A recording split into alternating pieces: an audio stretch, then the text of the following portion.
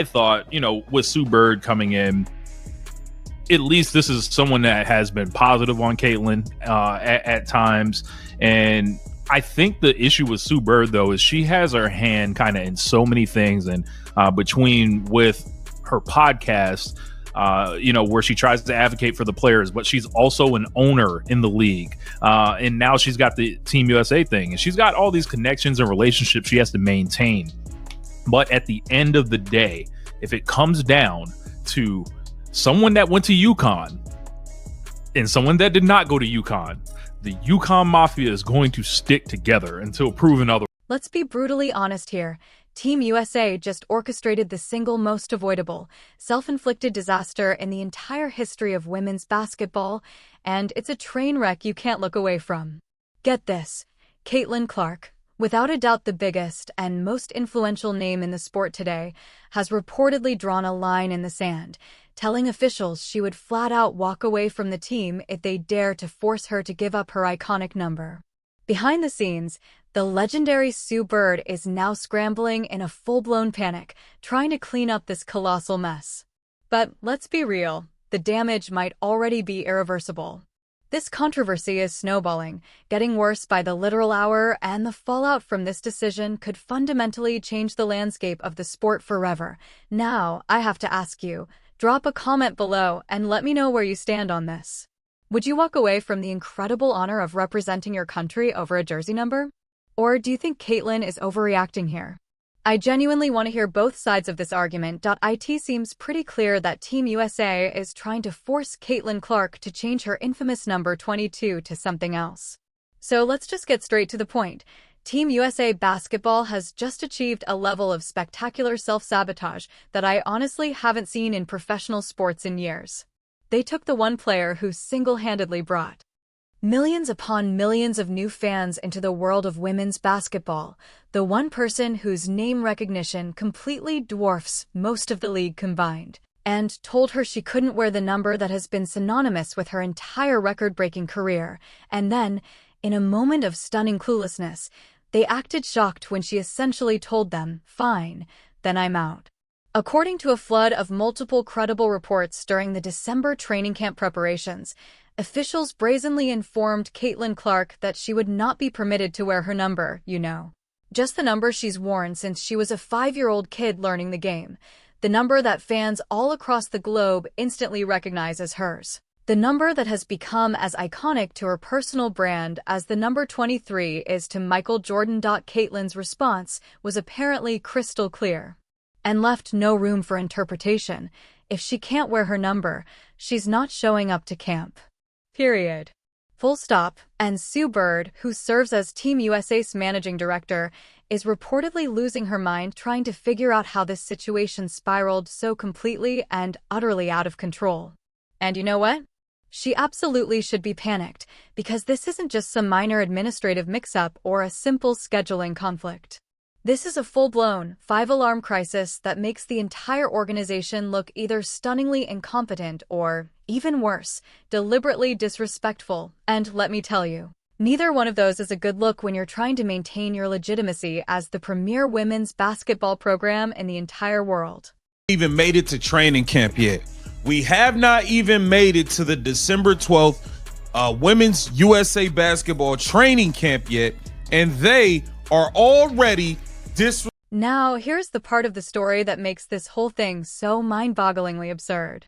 The number 22, it wasn't even taken seriously. Nobody else at the training camp was wearing it. It was just sitting there, completely available, totally unused, waiting for its rightful owner. Think about that for a second. They didn't need to force Caitlyn to change her number to resolve some kind of conflict with another player or honor a veteran. They had a choice, and they actively chose to manufacture this problem out of thin air. And it's that specific choice that transforms this from what could have been a simple logistics issue into something that looks and feels deliberately calculated. It feels like a power play designed to put Caitlyn in her place, and let me tell you, the fans, the media, and the public are absolutely not here for it. The timing of this fiasco couldn't possibly be worse either. This entire controversy erupted just days before Team USA's absolutely crucial training camp in North Carolina, which was scheduled to run from December 12th. This camp was supposed to be a massive celebration, an event featuring other rising superstars like Paige Bueckers and Juju Watkins. It was explicitly designed to be a festival of the next generation of incredible talent, a powerful showcase of American basketball's ongoing dominance on the world stage. Instead, thanks to this one baffling decision, it became the backdrop for one of the strangest, most profoundly unnecessary controversies in recent sports history. All because someone, somewhere in the chain of command, decided that Caitlin Clark, the single most recognizable player in women's basketball, needed to be stripped of her identity for no good reason at all. Let me be absolutely 100% clear about something, because this is the core of the issue. Caitlin Clark's number 22 is, without question, the most recognizable number in all of women's sports right now. There is no debate. There is no counterargument to be made here. From the most casual fans who just started watching, to the die-hard basketball enthusiasts who have followed the sport for decades, everyone knows that number belongs to her. That number represents her ridiculous logo-level range from beyond the arc. It represents her unbelievable court vision that makes world-class defenders look completely silly. And it represents her competitive fire that simply refuses to let her quit. For millions of people, that number isn't just a pair of digits stitched onto a jersey, it's a powerful symbol of excellence, a tangible representation of everything she's accomplished, and a critically important part of her global brand. And Team USA looked at all of that and decided she should wear number 17 instead. 17, a number with zero meaning to her, zero history, and absolutely zero connection to the empire that Caitlin has built. The only possible significance of the number 17 in this context is that it's not 22. That's it. That's the entire point. This was never about logistics. This was about control. This was about sending a message and reminding Caitlin that no matter how big she gets, the organization still makes the rules, and Caitlin's response was a powerful counter-message. Then you can make those rules without me. What makes this entire situation even more insulting is the context surrounding it, because this isn't happening in a vacuum. We all remember what happened just a short while ago when Caitlin was shockingly, and I mean shockingly, left off the Olympic roster despite being the biggest name in women's basketball and a proven, undeniable ratings magnet. That decision alone raised some very serious questions about whether Team USA's leadership even remotely understood the cultural moment they were living in. But now, when you combine that snub with this forced number change, it starts to look less like a series of isolated incidents and more like a deliberate, calculated pattern of attempting to minimize her massive influence. Fans everywhere are connecting the dots, and it's not a pretty picture. First, she gets snubbed from the Olympics even though she brings unprecedented global attention to the sport. Now she's being told to abandon the most recognizable part of her personal brand for literally no logical reason. So you see, it's not hard to understand why people think Team USA might be deeply uncomfortable with just how powerful and influential Caitlin has become. She's bigger than the league. She's bigger than the program. And powerful organizations don't always handle it well when the power dynamic shifts so dramatically and so quickly. Let's talk about Sue Bird's role in all of this, because she's in an impossible position. As managing director, she's the one who handpicked this training camp roster. Her entire job is to be responsible for managing these high-level relationships and building the future of the national program. But instead of focusing on basketball strategy, player development, and ensuring international dominance, she's completely stuck trying to contain a public relations nightmare that her own organization created entirely on its own. Sources close to the situation say Sue's reaction has been swinging wildly between pure frustration and full-blown panic mode as she desperately searches for any possible way to fix this without somehow making things even worse. It's a mess, and she's right in the middle of it. And here's the brutal, stone-cold truth that Sue Bird and the rest of Team USA are learning the hard way right now. In this standoff, Caitlin Clark holds all the power, every last bit of it. She doesn't need Team USA to validate her career or to cement her legacy in the sport. She has already done that, and then some. She's shattered records at Iowa that will probably never be touched again. She has single-handedly transformed the WNBA's visibility and television ratings. She has brought in a wave of new sponsors, media coverage, and mainstream attention to women's basketball in ways that no player has ever achieved before her. So, you have to ask yourself, what exactly does she gain by compromising her own brand identity to participate in a program that so clearly doesn't value her appropriately? Team USA, on the other hand, stands to lose absolutely everything if she walks away. They lose their biggest star. They lose the immense cultural relevance she brings with her. They lose the millions of new fans who showed up specifically to watch her play. They lose media coverage, massive sponsorship opportunities, and the entire narrative that American women's basketball is entering a new golden era. Caitlin leaving would be an unmitigated disaster for them, and you can bet Sue Bird knows it. That's precisely why she's scrambling. Then came the proof. The official training camp roster that was released to the public shows Caitlin Clark listed as number 17. It's right there in black and white, confirming for the whole world that this wasn't just a rumor or some wild speculation. No, they actually went through with it and forced the change. And here's the kicker. When you look at the full roster, you can see for yourself that nobody, not a single player, is wearing number 22. It's completely available. It was right there for the taking. They could have just let her wear it and avoided this entire crisis, but they chose not to. They chose this fight. They chose to create this controversy. And now they're stuck dealing with the inevitable and messy consequences of that choice. This situation also rips the curtain back and exposes a much deeper, more systemic issue within women's sports that goes far beyond just one player and one jersey number. WNBA athletes have been vocal for years, even decades, about being consistently undervalued, underpaid, and underappreciated despite being the ones driving massive growth in their sport. So, when you treat the most iconic player of her entire generation like she's disposable or easily replaceable, you are reinforcing the exact systemic disrespect that female athletes have been fighting against. This connects directly to the incredibly heated collective bargaining agreement negotiations that are happening right now, and the very real possibility of a league-wide lockout precisely because players are fed up with being treated like they should just be grateful for the scraps they're given. That's why this number controversy resonates so deeply and so strongly with so many people.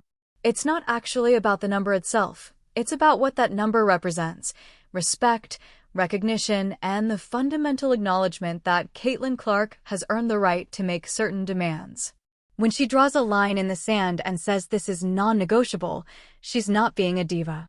She is standing up for herself in a system that has historically tried to diminish and control female athletes at every single turn. And an awful lot of people respect that powerful stand. Now, to be fair, some folks have pointed out that other stars like Aya Wilson and Cameron Brink also wear number 22 in their respective careers, and that's true. But historically, this has never been a major conflict that required executive intervention. Players work it out amongst themselves respectfully. There have been numerous All-Star games where multiple players were eligible to wear the same number. And guess what? They handled it like adults without USA Basketball needing to step in and make heavy-handed, unilateral decisions. The mature, professional approach would have been to simply let Caitlin and Aya have a private conversation if both were actually going to be at the same event wearing that number. Instead, USA Basketball preemptively manufactured a problem that didn't even need to exist, and then forced a solution that satisfied absolutely nobody and insulted their biggest star. The way this entire mess was handled shows a fundamental, almost shocking misunderstanding of Caitlin Clark's value and her immense leverage in today's sports world. Organizations often get comfortable operating with certain established power dynamics, and they don't always recognize when those dynamics have seismically shifted. USA Basketball is still operating as if they're doing Caitlin a huge favor by including her. They haven't fully grasped the reality that the situation has completely reversed. The truth is, she is doing them a favor by showing up. Her participation brings far more value to their program than the program currently brings value to her at this advanced stage in her career. It's a new era, and they're still playing by the old rules. Sue Bird's panic is completely understandable because she's caught right in the middle of this bureaucratic mess. It's highly unlikely she made this decision unilaterally.